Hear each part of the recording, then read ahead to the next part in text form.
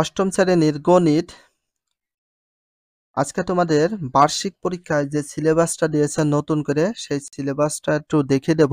দেন তার সাথে যে মানবন্টন আছে মানবন্টন অনুযায়ী তোমাদের কিন্তু পরীক্ষা অনুষ্ঠিত হবে। যে সিলেবাসটা দিয়েছে নতুন করে সিলেবাস এবং মানবন্টন অনুযায়ী পরীক্ষা অনুষ্ঠিত হবে অষ্টম শ্রেণী। বাট এখন তোমাদের রোল নম্বর সিলেক্ট করা হবে আর পরীক্ষা হবে কিন্তু 100 মার্কের। তো আজকে ফার্স্ট টাইমে আমরা সিলেবাস বা পাঠ্যক্রম বিষয়টা একটু দেখাবো কোন কোন অধ্যায়গুলো তোমাদের অঙ্কগুলো করা লাগবে শুধুমাত্র ফাইনাল পরীক্ষা বা বার্ষিক পরীক্ষায়। এখানে 3 নাম্বার অধ্যায় আছে, দেখো অধ্যায় তৃতীয় রয়েছে ঘনবস্তুতে দ্বিপদী ও ত্রিপদী রাশি খুঁজি। এটা পৃষ্ঠা নাম্বার হচ্ছে 47 থেকে 70 পৃষ্ঠা। 4 নাম্বার অধ্যায় দেখো ক্ষুদ্র সঞ্চয় ভবিষ্যৎ গড়িয়ে দিয়ে 71 থেকে 92 পৃষ্ঠা পর্যন্ত। তারপর একবারে চলে যাও ষষ্ঠ অধ্যায় অবস্থান মানচিত্রে স্থানাঙ্ক জ্যামিতি। এটা 125 থেকে 146 পৃষ্ঠা পর্যন্ত আসবে।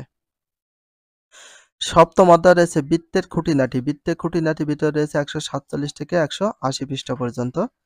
আর 9 নম্বর আছে বাইনারি সংখ্যা পদ্ধতি 189 থেকে 206 পৃষ্ঠা পর্যন্ত। দশম অধ্যায় রয়েছে তত্ত্ববোধের সিদ্ধান্ত নিয়ে 207 থেকে 243 পৃষ্ঠা পর্যন্ত। এখানে যে অধ্যায়গুলো দিয়েছে বাট এই অধ্যায়গুলো তোমাদের বার্ষিক পরীক্ষার জন্য প্রয়োজনীয়।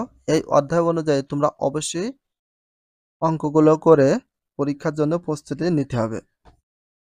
তো ফার্স্ট টাইমে আমরা কি করব, তো এটা তোমাদের কয় মার্কের 100 মার্কের পরীক্ষা হবে বাট সেটা হচ্ছে 70 মার্কে কনভার্ট করতে হবে। তো কনভার্ট করার নিয়ম আছে, মনে করো তুমি পেয়েছো হচ্ছে অঙ্ক পেয়েছো মনে করো 60, অঙ্ক যদি 60 পাও সেটাকে 70% কনভার্ট করার নিয়ম হচ্ছে গুণ দিতে হয়।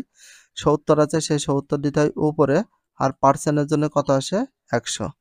তো সর্বপ্রথম আমরা 0 0 এই 0 0 কাটলাম, নিচের 1 এর দাম নেই 1 থাকছে। তো তাহলে 6 আর 7 কত হয় 42।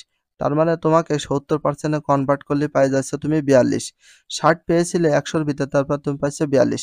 বাট এখানে কয় পার্সেন্ট আছে 30%। এটা কি কি বিষয় নিয়ে তোমাদের 30 মার্ক দেয়া হবে সেই বিষয়টা একটু আলোচনা করে নিচে। এখানে একটু ফলো করো যে 30 মার্ক কোন কোন বিষয় থেকে দেয়া হবে। এখানে দেখো অ্যাসাইনমেন্ট ব্যবহারিক কাজ থেকে তোমাদের দেওয়া হবে 10 মার্ক, যেটা অষ্টম শ্রেণীর গণিত পাঠ্যপুস্তক 145 পৃষ্ঠার প্রজেক্ট ওয়ার্কটিতে অ্যাসাইনমেন্ট হিসেবে ব্যবহার করা হয়। অনুসন্ধানমূলক কাজের ভিতর নমুনা প্রশ্নের ভিতর কি কি থাকছে, এই যে এখানে বলেছে যে কোনো ব্যাসার্ধে বৃত্ত আঁকো, বৃত্তের উপর যে কোনো একটি ব্যাস এবি আঁকো, পরিধির উপর যে কোনো বিন্দু। এই যে এখানে যেটা দেয়া আছে এই রকম একটা যে অনুসন্ধানমূলক কাজ থাকবে সেটার জন্য দেবে 10 মার্ক। শ্রেণী কাজ, পাঠ্যপুস্তক সন্নিবেশ, একক কাজ, দলগত কাজ, ছক পূরণ।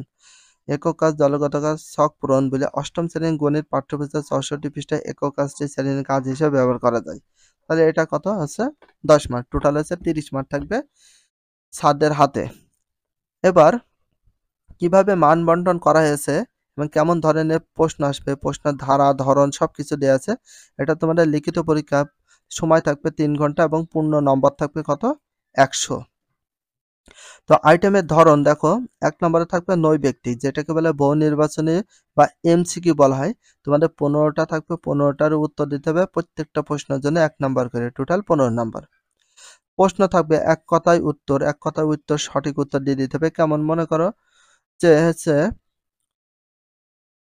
বিজোড় সংখ্যা 1 থেকে 9 এর ভিতরে বিজোড় সংখ্যা কত, তাহলে তোমার সেই কয়টি দিয়ে দিতে হবে, এক কথায় উত্তর এভাবে দিতে হবে। 10টি থাকবে, 10টি উত্তর দেবে প্রত্যেকটা প্রশ্নের জন্য 1 নাম্বার করে, টোটাল 10 নাম্বার। এবার 2 নম্বরে থাকবে সংক্ষিপ্ত প্রশ্নের উত্তর, 13টা প্রশ্ন থাকবে, 13টার উত্তর দিতে হবে প্রত্যেকটা প্রশ্নের জন্য 2 নাম্বার করে, তাহলে টোটাল পাই যাচ্ছে আমরা কত 26 নম্বর।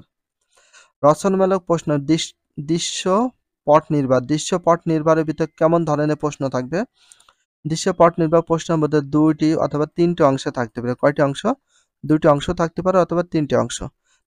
10টি তোমাদের প্রশ্ন দেবে, তার ভিতরে 60টির উত্তর দিতে হবে। প্রতিটা প্রশ্নের জন্য কয় মার্ক করে 7 মার্ক করে, তাহলে হয়ে যাচ্ছে টোটাল কত 49। আর সব মিলিয়ে তোমাদের 100 মার্কের পরীক্ষা হবে। আর যে 2 থেকে 3টে অংশে বিভক্ত থাকবে, প্রথমে 3 + 4, তারপরে 1 নাম্বার 2 নাম্বার 3টা।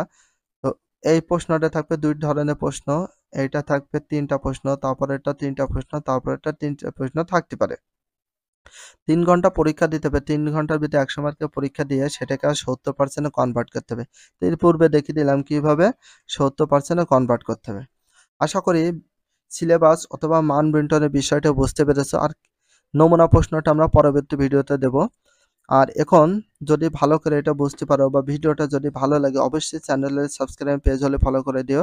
তার সাথে একটা লাইক এবং একটা কমেন্ট করে দিও। নেক্সট ভিডিও পাওয়ার জন্য অবশ্যই বেল আইকনটা অল করে রাখো, যাতে নিউ ভিডিও আপলোড দেওয়ার সাথে সাথে সর্বপ্রথম তোমাদের কাছে নোটিফিকেশনটা পৌঁছে যায়। If you love this video please subscribe my channel, like, comment, share, hit the bell icon for getting next video. So everyone take care, আল্লাহ হাফেজ। Bye by.